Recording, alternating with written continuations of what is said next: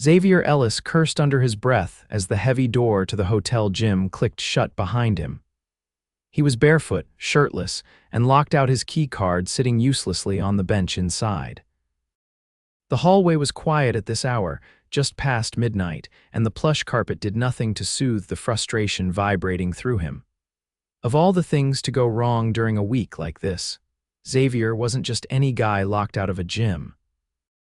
He was the CEO of Ellis Venture Group, one of the fastest-growing tech conglomerates in the country. Billionaire, yes, genius probably, but also very, very stuck. He ran a hand through his damp hair, still glistening from his late-night workout. He wasn't supposed to be at this hotel in Chicago for more than 24 hours, but a deal gone sideways demanded his personal attention. And now, the man who could close $1 billion acquisition before breakfast was standing shirtless in the hallway like an idiot. Footsteps echoed from around the corner. He turned, expecting a janitor or another guest, but instead, a woman in a Navy staff blazer emerged from the service corridor. She had a clipboard in one hand and a ring of key cards clipped to her belt. She stopped when she saw him, her brows lifting slightly. "Let me guess," she said, her voice smooth and warm. "Locked out," Xavier smiled, a real one for the first time in hours. "That obvious?" "If I had $1 for every gym lockout, I wouldn't need this job," she replied, stepping closer. She was striking. Her hair was pulled into a low ponytail, a few strands curling around her cheek. Her eyes were sharp, curious. She couldn't have been older than 28. There was something about the way she looked at him, not intimidated, not overly impressed, just honest. "I'm Xavier," he said, offering his hand before realizing again he was shirtless. "Sorry for the lack of wardrobe," she shook his hand without hesitation. "Jessa Grant, night operations supervisor." "Nice to meet you, Jessa," he nodded toward the gym door. "Think you can save me?" She pulled a key card from her ring, sliding it through the reader. The light blinked green. The door unlocked. He stepped inside, grabbing his towel and card. "You just saved my pride." "Happy to help," she said with a small grin. "Though next time maybe wear shoes," he laughed. "Fair." There was a pause. She didn't leave right away. He noticed her eyes flicking over the equipment inside the gym. "You work late," he said, hotel life. "Someone's got to be around when CEOs forget their key cards." He raised an eyebrow. "You knew. You don't exactly scream tourist," she said. "And I might have seen your name on the penthouse ledger. Busted." She turned to leave, but something in him didn't want this moment to end. He wasn't used to feeling that. Usually, people either wanted something from him or they were too intimidated to speak more than 3 words. But Jessa didn't seem to care who he was, and that made her dangerous. "Hey," he said, walking out after her, now with shoes. "Are you free for 5 minutes?" She hesitated. "Right now? Yeah, I owe you for rescuing me." "I don't drink with guests," she said. "Good, I was thinking coffee." He gestured toward the staff break room nearby. "Or tea or water, your call." She gave him a look, as if trying to figure out what angle he was working. "What's the worst that could happen?" he added. "You unlock one more door and maybe you unlock my heart." She laughed then, a real, surprised laugh, the kind that made his chest tighten unexpectedly. "Wow, that was awful," she said. "I've had worse lines succeed." "Fine," she said, still smiling. 5 minutes. They sat in the tiny break room, 2 mismatched chairs and a vending machine humming in the corner.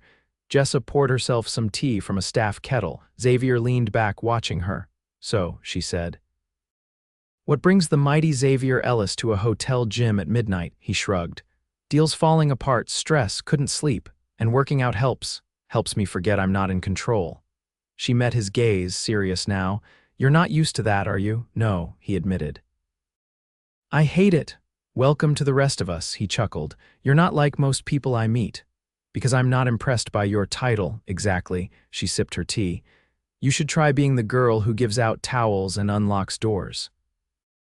"People don't exactly line up to hear your story." He leaned forward.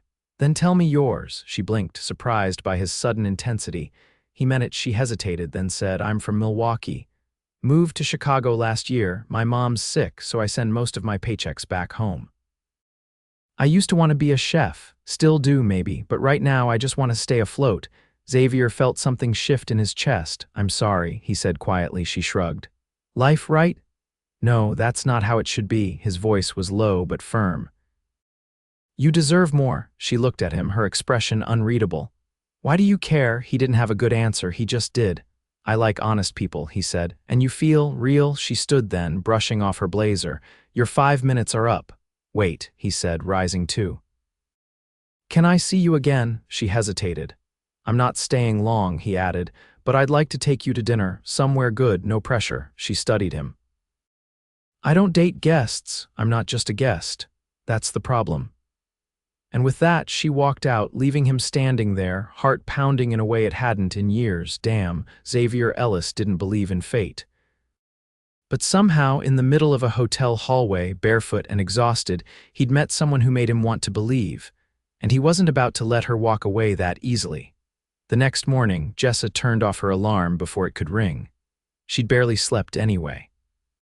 Her thoughts kept circling back to the man from the hallway, the man with the quiet confidence and unexpected interest in her story.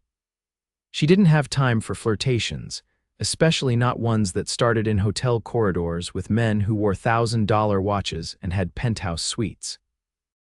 Still, the way he'd looked at her, not like she was part of the furniture, but like she mattered, had unsettled something in her. And she didn't like feeling unsettled. She pulled her hair into a braid, clipped her name tag to her lapel, and headed downstairs to oversee the morning shift turnover. The lobby buzzed with polished guests and bellhops weaving through luggage. Everything ran on rhythm until she stepped into the staff office and found a white bakery box sitting on her desk, a small folded note taped to the top. She glanced around, but no one was close enough to have just placed it. Inside were 6 golden croissants, still warm. The note read, "For the girl who wanted to be a chef, thought you'd want to taste something better than vending machine snacks." XC, Jessa stared at the note, hands still. She didn't eat one. She closed the box, locked it in the drawer, and got back to work. By noon, she'd nearly convinced herself to forget it happened until she stepped into the elevator and saw him already inside. Xavier looked freshly showered, dressed in a dark charcoal jacket and open-collared shirt. He was holding a phone in one hand, but the moment he saw her, his attention snapped to her like a magnet. "Did you get the box?" he asked as the doors slid shut. "I did." "Too much." She pressed the button for the service floor. "Just unnecessary." "Necessary is subjective," he said. "I'm not a project." "I didn't say you were." "You don't even know me," she added, folding her arms. "Which is why I sent breakfast," he said. "Not a ring." She gave him a sidelong glance. "You're not the first rich guy who's tried to impress someone with a gift." "Then I'm guessing they failed. You're still here." The elevator dinged open. She stepped out, but he followed. "Seriously?" she asked. "I'm heading to a meeting." "This just happens to be on the way." He paused, lowering his voice. "I'm not trying to buy your attention, Jessa. I just like talking to you." She narrowed her eyes. "Why?" He looked at her for a beat, then said, "Because you treated me like a person, not a headline." That stopped her. "I don't expect anything," he added. "But if the croissants offended you, I'll send a formal apology, probably with muffins." "Don't push your luck," she said, but it lacked heat. He smiled, not arrogantly, but like someone who actually enjoyed her walls. "Noted." She walked away without offering anything more, but his gaze lingered until she disappeared around the corner.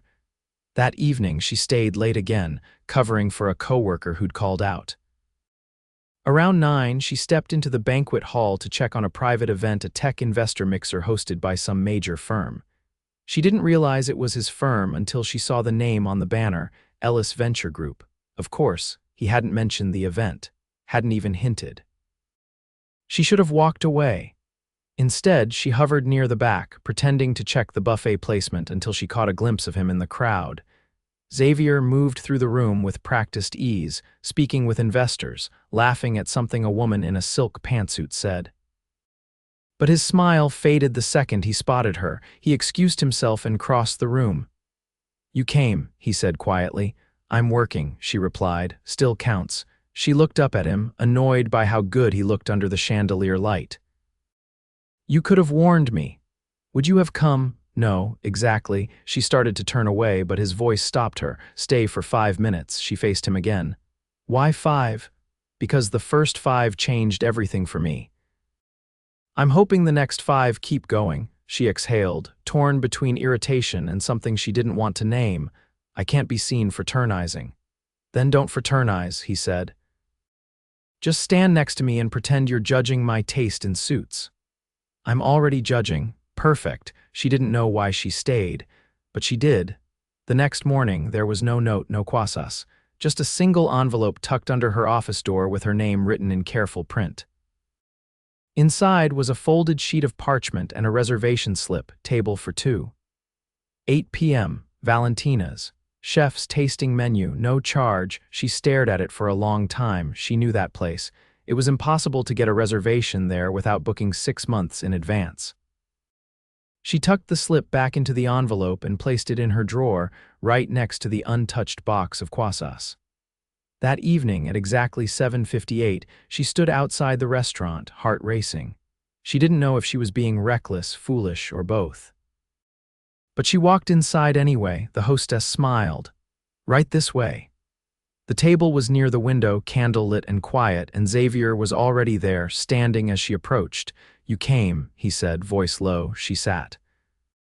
Don't let it go to your head, he signaled the waiter who poured sparkling water into their glasses. You're difficult, he said after a moment. I'm careful. Same thing, sometimes. She studied him. You're not what I expected, good or bad, undecided, he nodded. Fair. But let me help you decide. How? By being exactly who I am. No act, no pitch, just me. And who is that? He leaned closer. Someone who hasn't been able to stop thinking about you since the hallway. She didn't answer right away. Finally, she said, if you're lying to me, I'll walk. I wouldn't blame you, but I'm not. The courses began, and for the first time in a long time, Jessa let herself taste something really taste it. Not just the food, but the possibility of what this might be. She didn't know where it was going, but she knew she'd never forget the moment a man who could have had anyone chose to chase her and did it with quasas, a reservation and eyes that didn't blink when she looked back. The elevator doors slid open, and Jessa stepped into the penthouse. She had told herself she wouldn't come, that she didn't belong here. But after the dinner at Valentina's, after the way he'd looked at her like she was the only thing in the room he couldn't control, she couldn't stop herself. Xavier stood near the floor-to-ceiling windows, his back to her, the skyline laid out like a galaxy beyond the glass. The lights of the city blinked below them, but the room itself was dim, lit only by a few wall sconces and the flicker from a fireplace built into the stone wall. I wasn't sure you'd come, he said without turning. I wasn't sure either, she replied, closing the door behind her. Now he turned, his voice quieter. I'm glad you did. Jessa crossed the room slowly, taking in the sleek, modern lines of the space. Nothing in it screamed for attention. It was expensive, yes, but understated, like him in a way. So, she said, stopping near the low marble bar. What happens now? That depends on how honest we're about to be, he said, walking over to her. She raised an eyebrow. Honest about what? He set a glass of amber liquid on the counter, untouched. About why I really asked you here. I assumed you wanted to impress me. Didn't work. I'm not trying to impress you, he said. I'm trying to stop thinking about you. And it's not working either. Jessa's throat tightened. You barely know me. Then tell me something I don't know, he said. Something real. She hesitated, then pulled out the small envelope she'd taken from her pocket. This came today, he frowned. From me? No. From the landlord of my mother's building, her rents being increased by almost $500. She unfolded the letter. She can't afford it, and I don't have anything left to send. He reached for the paper, but she pulled it back. I'm not showing you this for a handout, she said, her voice sharp. I just want you to understand why I can't be swept off my feet right now. My feet are planted in reality, he nodded once slowly. So let me stand there with you. Her eyes flicked up to meet his. I'm not offering charity, he added. I'm offering partnership. I want to support you not because you need it, but because you shouldn't have to fight alone. She stared at him, something shifting beneath her skin. I've never had anyone say that to me, she said quietly. Then they've all been fools. Her phone buzzed in her bag, but she didn't move to check it. Come with me tomorrow, he said. There's a gala at the Art Institute. I was going to cancel, but now I want you there. I don't even own a dress. I already took care of that, he said. There's something in the bedroom closet, I guess the size. You can throw it at me if I got it wrong. She narrowed her eyes. You bought me clothes. I bought you a choice, he said. You can still say no. She opened her mouth to argue, but the words didn't come. Instead, she walked to the bedroom. Inside, hanging on a velvet hanger, was a navy silk gown, not flashy, just elegant, like it had been designed to whisper instead of scream. Her fingers brushed the fabric, and for a moment she was no longer the girl managing night shifts and hospital bills. She was someone else, someone who could breathe. She returned to the living room, holding the hanger. You guessed right, she said. I usually do. She gave him a look. Don't get smug. I wouldn't dare. That night, Jessa didn't stay. She left the dress in the closet and told him she'd see him tomorrow if she still felt brave enough. He nodded, not pushing, and kissed her hand before letting her go. The next evening, she stood in front of the mirror in the hotel suite Xavier had reserved for her to get ready. Her hair, styled by a professional he'd sent up without warning, was swept back in soft waves. The dress fit like it had been sewn around her, and in the reflection she barely recognized herself. At the gala, the moment she stepped out of the car, cameras flashed. She froze. Xavier was already waiting on the red carpet, speaking to someone in a tux. He turned at the sound of the crowd's shift and saw her. Whatever he was saying died on his lips. She walked toward him, trying to keep her expression even, her spine tall. You're early, she said once she reached him. You're breathtaking. She glanced at the press line. They don't even know who I am. They will, he said. But tonight they only need to know one thing. What's that? That I'm completely in over my head. She laughed, and for the first time that evening, the tightness in her chest loosened. Inside, the gala was a blur of champagne flutes, whispered conversations, and glittering gowns. Xavier introduced her to no one as anything other than Jessa. No titles, no explanations. He didn't parade her. He simply stayed at her side, every movement quiet but protective. Midway through the evening, he leaned in at the edge of the dance floor. Do you dance? I haven't in years, she said. Then let's fix that. He offered his hand. She took it. The music shifted to a slow, classical piece, and he pulled her close, not possessively, just enough to keep her from floating. You don't seem nervous, she said. I am, he replied. You just can't see it, she tilted her head. Why? Because I've never wanted something like this before, not like this. Something like what? A chance. She didn't answer. He guided her through the steps, simple and slow, and when the music ended, he didn't let go. Outside, the city lights pulsed like they were breathing with them. He brushed a strand of hair from her face. Come upstairs with me, he whispered. She looked at him, the question heavy between them. He added, just to talk, just to be. She nodded. In the suite, he poured wine and handed her a glass. I want to ask you something, he said. Go ahead, let me come with you to Milwaukee, she blinked. What? Just for a day, I want to meet your mother. I want to see where you come from. Why? Because if I'm going to keep falling for you, I want to know every part. She didn't speak, he waited. Finally, she said, okay. He smiled, not triumphant, but like someone who'd found what they'd been looking for. And she realized she wasn't falling alone. Jessa adjusted the strap of her worn leather bag as she stepped off the train platform in Milwaukee. The air was colder here, sharper than Chicago's, and the streets were quieter in a way that felt both comforting and exposing. Xavier stood beside her, his coat collar turned up against the wind, his hand brushing hers every few steps but never fully taking it. He hadn't said much since they left the station. He was letting her lead. She glanced at him. You sure you want to do this? Yes. You're not wearing $1,000 shoes, are you? I wore what you told me. His tone was even, but his eyes were searching hers. Do I look ridiculous? You look like you're trying. That's the goal. She didn't smile, not yet. Let's go, then. They walked 3 blocks, past a shuttered bakery and a cracked sidewalk where she used to jump rope as a kid. The brick apartment building looked smaller than she remembered. The windows on the 3rd floor were still fogged from the inside, and the buzzer by the door stuck slightly when she pressed it. A moment later, a woman's voice crackled through the speaker. Jess, it's me, Ma. I brought someone. Oh, a pause. Okay, come on up. Inside, they climbed the narrow stairs, the walls still covered in faded wallpaper that hadn't been replaced in decades. Jessa reached the top and knocked softly on the door. Her mother opened it slowly. She was thinner than Xavier had expected, but her eyes were alert and bright. She wore a thick sweater and leaned slightly on the doorframe. "This is Xavier," Jessa said. "He's a friend." He stepped forward, offering his hand. "It's very nice to meet you." Her mother took it, her grip surprisingly firm. "You're taller than you sound. People keep saying that." The apartment smelled faintly of cinnamon and something floral. On the coffee table sat a jigsaw puzzle, half finished, and a newspaper folded to the crossword. Xavier waited for Jessa to sit before taking a chair across from her mother. "You're not from here," her mother said. "No, ma'am, you look like someone who doesn't wait in lines. Only when it matters," she nodded once, considering. "And what exactly do you want with my daughter?" Jessa's mouth opened slightly, but Xavier spoke first.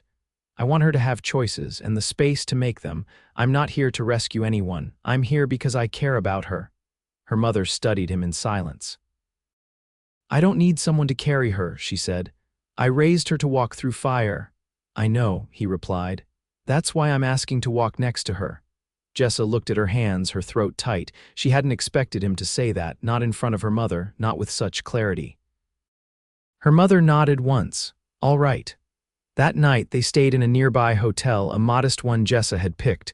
Over dinner at a tiny family-run restaurant, she pushed a bowl of soup across the table toward him. "You didn't flinch," she said. "At what, my mother?" "Her questions. I liked her. She's not easy. She doesn't need to be." Jessa lowered her spoon.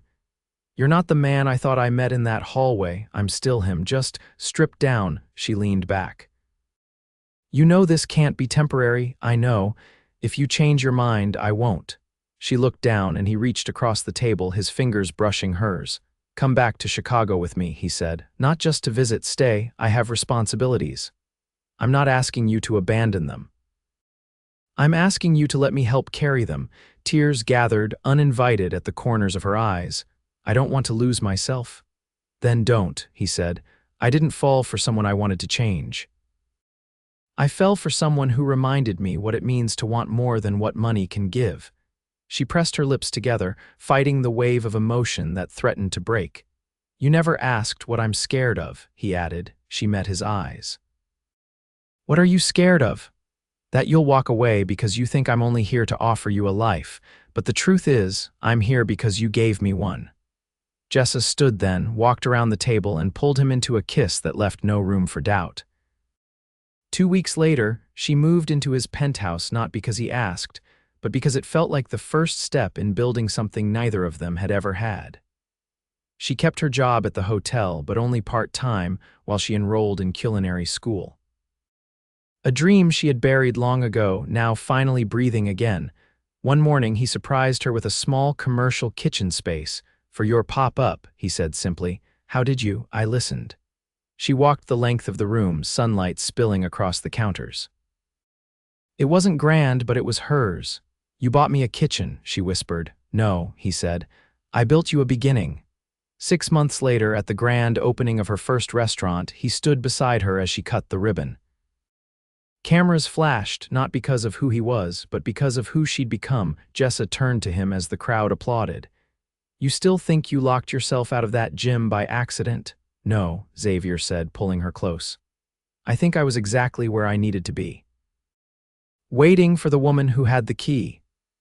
And under the city lights, surrounded by the scent of rosemary and champagne, she kissed the man who had once been a stranger in a hallway and now was her entire future.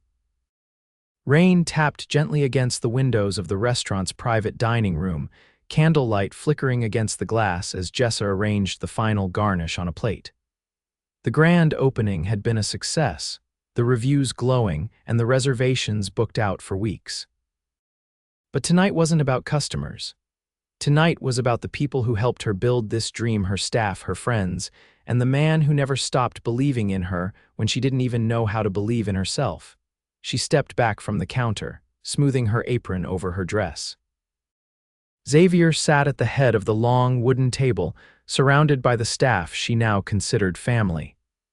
He wasn't talking about business, wasn't checking his phone, wasn't scanning the room for deals. He was laughing deep, unrestrained, eyes crinkling, kind of laughing at something one of the sous chefs said. He looked. At peace, she walked over and slid into the seat beside him. "You look like you actually like being here," she said. "I do," he replied without hesitation. "I've never felt more at home than I do watching you run this place." "You mean boss everyone around? Same thing." She glanced at the table, half-empty wine glasses, shared desserts, the hum of conversation, and leaned closer. "Do you miss it?" "Miss what?" "Running at 100 miles an hour. The deals, the power plays, you've slowed down for me, for this."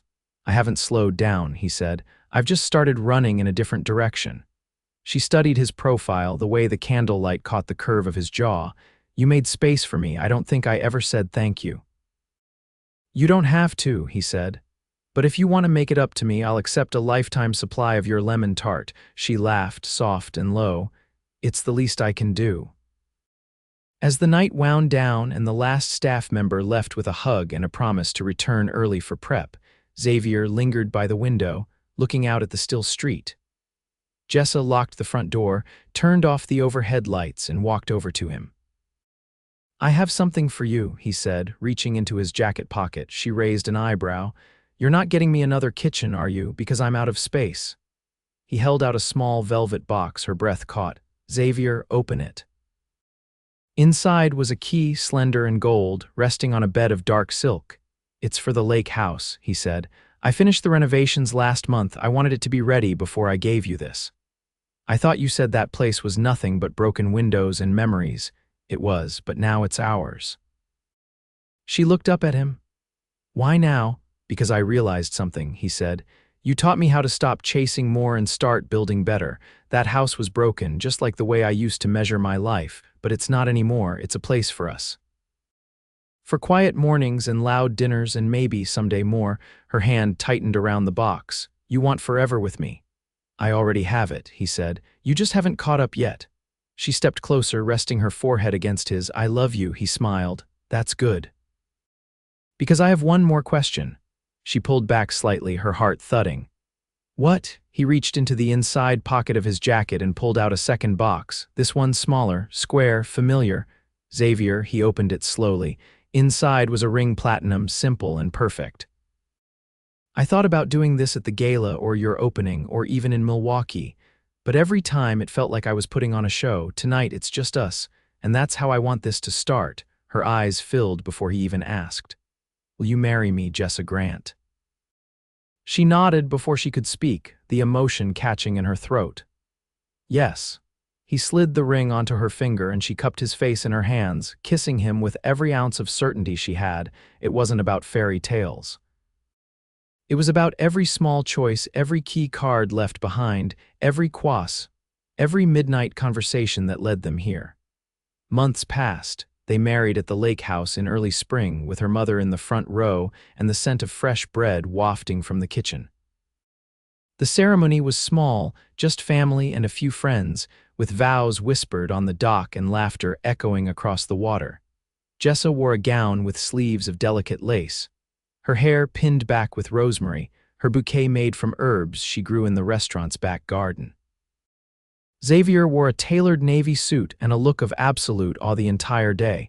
They danced barefoot in the grass under strings of lights, her head on his chest, his hand firm on her waist. They didn't talk much that night. They didn't need to.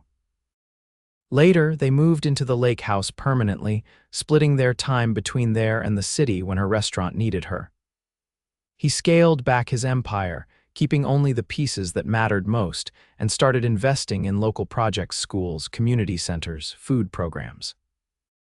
He said it made his money feel like it was finally doing something good. Jessa expanded her kitchen, eventually opening a second location, this one with a bakery attached. She named it The Hallway. People asked why. She just smiled and said, "The best things find you when you least expect them." They built a life of warmth, of shared meals and quiet mornings, of deep love and equal partnership. A life of arguments over who left the oven on, of kisses stolen in between deliveries, of long drives with no destination. And on a rainy afternoon not so different from the one where it all began, Jessa stood at the window of their home, watching Xavier chase their golden retriever through the garden, their daughter laughing in his arms. She placed a fresh croissant on the windowsill, warm from the oven. Some stories start with a kiss, some with a scandal, but hers started with a lockout, and ended with everything she never even dared to dream.